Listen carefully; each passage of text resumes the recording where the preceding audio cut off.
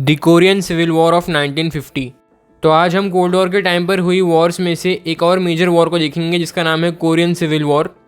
Video दो part में divide होगा जिसमें हम पहले देखेंगे कोरियन पेनिनसुला की हिस्ट्री और 1950 के बाद की कोरियन वॉर और उसकी हिस्ट्री के बारे में। लेटर हम देखेंगे जो अभी रिसेंट टेंशंस डेवलप्ड हुए हैं दोनों ही नेशंस के बारे में, और किम जोंग उन ने धमकी दी है वॉर की कोरिया के ऊपर फिर से, उसके बारे में जानेंगे।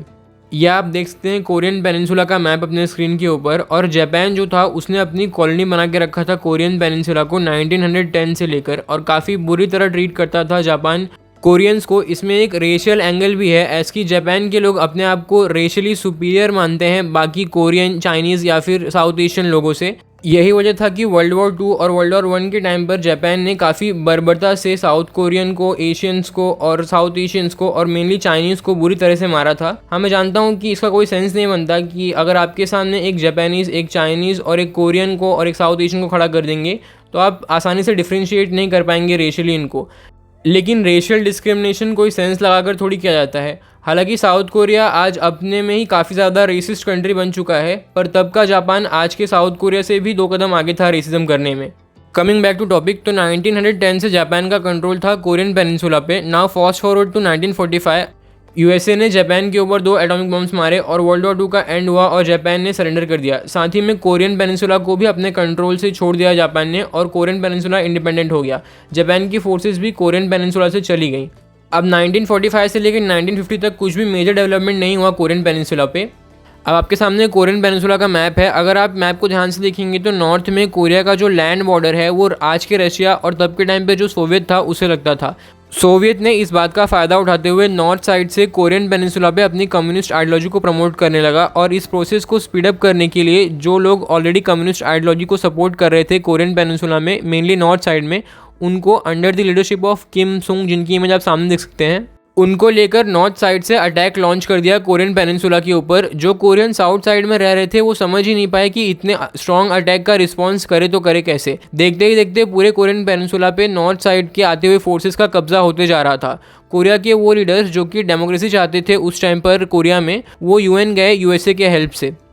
तो यूएसए के थ्रू यूनाइटेड नेशन में एक रिजोल्यूशन पास हुआ जिसमें कई सारे नेशंस ने अपनी आर्मी को भेजा, मेनली उसमें लेकिन ज़्यादा आर्मी यूएसए की थी जो कि कोरियन पेनिनसुला के इस डिस्प्यूट को सॉल्व करने के लिए जा रहे थे। यूएसए और यूएन की फोर्सेस आने से पहले आप देख सकते हैं कि पूरे ऑलमोस्ट कोरियन पेनिनसुला पे नॉर्थ कोरिया का कब्जा हो गया था, पर जब यूएन की फोर्सेस आई और उन्होंने कम्युनिस्ट फोर्सेस पे अटैक करना स्टार्ट किया और उनको पीछे ढकेलना शुरू किया, तो पीछे कर करके उनको अप्रॉक्सीमेटली चाइना का जो बॉर्डर है आज नॉर्थ कोरिया से, वहाँ तक कर दिया। अब ये सब बात जब यूएसएसआर ने देखा कि यूएसए ऑफिशियली इस वॉर में अपनी फोर्सेस लेके उतर गया है, तो यूएसएसआर ने भी अपनी आर्मी और चाइना ने अपनी आर्मी ऑन ग्राउंड उतार दी नॉर्थ कोरिया आज जो है उसके सपोर्ट में।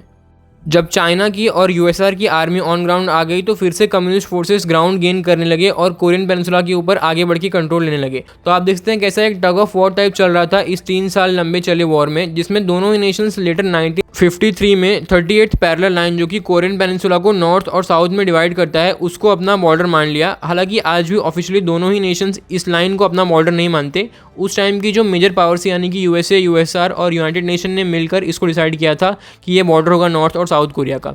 बॉर्डर बनने के बाद ऊपर वाला देश बन गया Republic of north Korea, but actually में कम्युनिस्ट आइडियोलॉजी को फॉलो करने लगा, जिसके लीडर बने किम सुंग।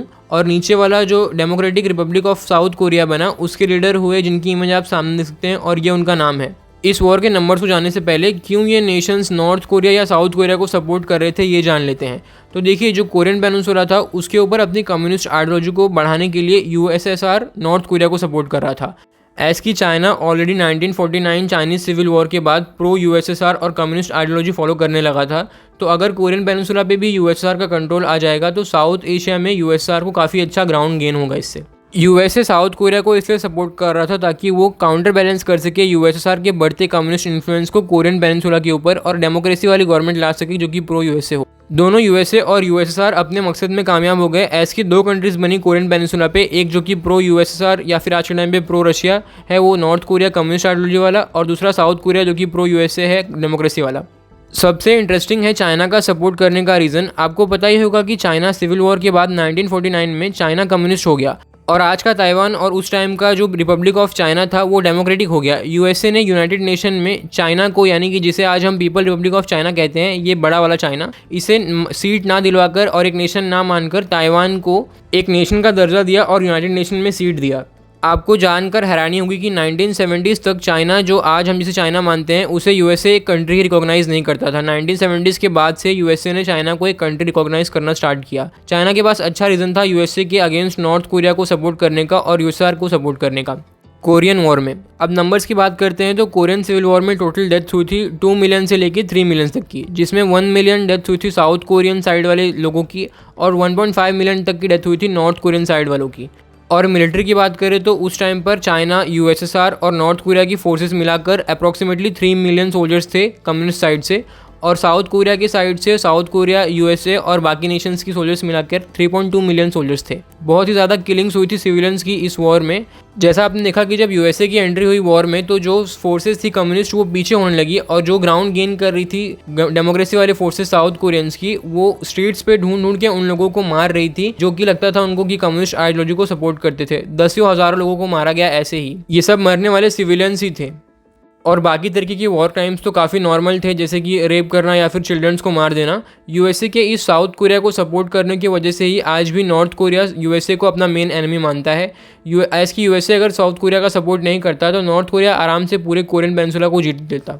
आफ्टर मैथ की बात करें तो नॉर्थ कोरिया और साउथ कोरिया नाम के 2 देश निकले और आज दोनों ही देशों की हालत देख के हम इस बात का अंदाज़ा लगा सकते हैं कि कौन से देश ने सही राह को चुना, एक कम्युनिस्ट बना और एक डेमोक्रेटिक बना। यह आपने जाना कोरियन सिविल वॉर के बारे में। अब अपने सेकंड पॉइंट पे आते हैं, यानी कि जो रिसेंट डेवलपमेंट हुआ है जहां पे किम जोंग उन ने यूएसए और साउथ कोरिया को थ्रेटन किया है कि वो थॉरली एनाइलेट कर देगा अगर साउथ कोरिया और यूएसए ने प्रोवोक किया किम जोंग उन को। किम जोंग इस तरीके के थ्रेट्स देता रहता है बीच बीच में, बट इस टाइम पे इस थ्रेट को कंसर्निंग इसलिए माना जा रहा है कि इसकी टाइमिंग बहुत ज़्यादा इंपॉर्टेंट है। ऐसे आप देख सकते हैं कि इस टाइम पे वर्ल्ड बहुत बिजी है इजराइल हमास में और रशिया यूक्रेन में। मेनली यूएसए बहुत ज़्यादा इन्वॉल्व है इनमें और यूएसए में इलेक्शंस भी आने वाले हैं अब रिसेंट मंथ्स में। तो अगर इस टाइम पे नॉर्थ कोरिया ने अटैक किया साउथ कोरिया के ऊपर तो क्या साउथ कोरिया के एड के लिए यूएसए की फोर्सेस आ पाएंगी? मुझे तो डाउट है इसमें। अगर हम दोनों ही नेशंस की मिलिट्री को कंपेयर करें तो साउथ कोरिया के पास 1.2 मिलियन फोर्सेस है। इसमें सारे ही फोर्सेस इंक्लूडेड है, यानी कि पूरी आर्मी, नेवी और एयरफोर्स में सर्विंग सोल्जर्स सब इंक्लूड किया गया है। हालांकि साउथ कोरिया की पूरी पॉपुलेशन को आर्मी ट्रेनिंग कंपलसरी है तो नंबर्स इतना मैटर नहीं करते, वो साउथ कोरिया का भी बढ़ा सकता है। अब आर्सनल की बात करें तो साउथ कोरियन आर्मी में 2300 टैंक्स हैं, अप्रॉक्सीमेटली 1,33,000 मिलिट्री व्हीकल्स हैं, सेल्फ प्रोपेल्ड आर्टिलरी 3100 है, टोड आर्टिलरी 5676 हैं, मल्टीपल लॉन्च रॉकेट सिस्टम्स 581 हैं, नेवी में 2 हेलीकॉप्टर कैरियर्स हैं, 13 डिस्ट्रॉयर्स हैं, 1 फ्रिगेट है और 22 सबमरीन्स हैं। एयरफोर्स में देखेंगे तो 98 अटैक फाइटर जेट्स हैं और 112 अटैक हेलीकॉप्टर हैं। नॉर्थ कोरिया के पास 2 मिलियन फोर्सेस है जिसमें सारी फोर्सेस इंक्लूडेड हैं आर्मी, नेवी और एयरफोर्स की। मिलिट्री आर्सनल की बात करें तो आर्मी के पास टैंक्स हैं 6645, मिलिट्री व्हीकल्स है 38,000, सेल्फ प्रोपेल्ड आर्टिलरी है 5000 और टोड आर्टिलरी है 5000 के आसपास और 3000 तक मल्टीपल रॉकेट लॉन्च सिस्टम है। नेवी वीक है नॉर्थ कोरिया की, बस मेनली 35 सबमरीन्स हैं और डिस्ट्रॉयर्स और फ्रिगेट नहीं है नॉर्थ कोरिया के पास। एयरफोर्स की बात करें तो 114 अटैक फाइटर जेट्स हैं और 20 अटैक हेलीकॉप्टर्स हैं। जितनी फोर्सेस है साउथ कोरिया के पास वो केपेबल है एक नेशन को डिफेंड करने के लिए किसी के अटैक के सामने। बट यहाँ पे गेम चेंजर होता है नॉर्थ कोरिया के जो न्यूक्लियर और बैलिस्टिक मिसाइल्स हैं। नॉर्थ कोरिया के पास 35 से लेके 65 तक न्यूक्लियर वॉरहेड्स हैं जिनका अगर यूज़ किया नॉर्थ कोरिया ने वॉर में तो साउथ कोरिया ने आज तक जितना भी डेवलपमेंट किया है अपने कंट्री का वो सब डिस्ट्रॉय हो जाएगा एक ही बार में। हालांकि अगर वॉर हुआ दोनों ही नेशंस के बीच में तो नॉर्थ कोरिया में तो ऐसा कुछ डिस्ट्रॉय करने जैसा इंफ्रास्ट्रक्चर है नहीं, बट साउथ कोरिया में जितना भी इंफ्रास्ट्रक्चर है वो सब डिस्ट्रॉय हो जाएगा एक ही बार में बिना न्यूक्स का यूज़ किए नॉर्थ कोरिया के द्वारा। और साउथ कोरिया ने तो यूएसए के साथ रिसेंट में अभी एक एग्रीमेंट साइन कर लिया है कि वो न्यूक्स का डेवलपमेंट नहीं करेगा, बदले में यूएसए ने साउथ कोरिया को नॉर्थ कोरिया से प्रोटेक्ट करने का एग्रीमेंट किया है। पर मुझे इस पर भी डाउट है ऐसे कि हमने रिसेंटली यूक्रेन वॉर में देख ही लिया। तो ये था हमारा एनालिसिस कोरियन सिविल वॉर के बारे में डिटेल में और जो अभी करंट में डेवलपमेंट हुई थी इस इशू को लेकर उसके बारे में। साथ ही आपने जाना दोनों ही नेशंस के मिलिट्री के बारे में। वीडियो पसंद आया तो इसे लाइक करें, साथ ही में वीडियो को शेयर करें और अपने थॉट्स को कोरियन सिविल वॉर के बारे में कमेंट करें और चैनल को सब्सक्राइब करें। Stay connected for weekly history and geopolitics related videos.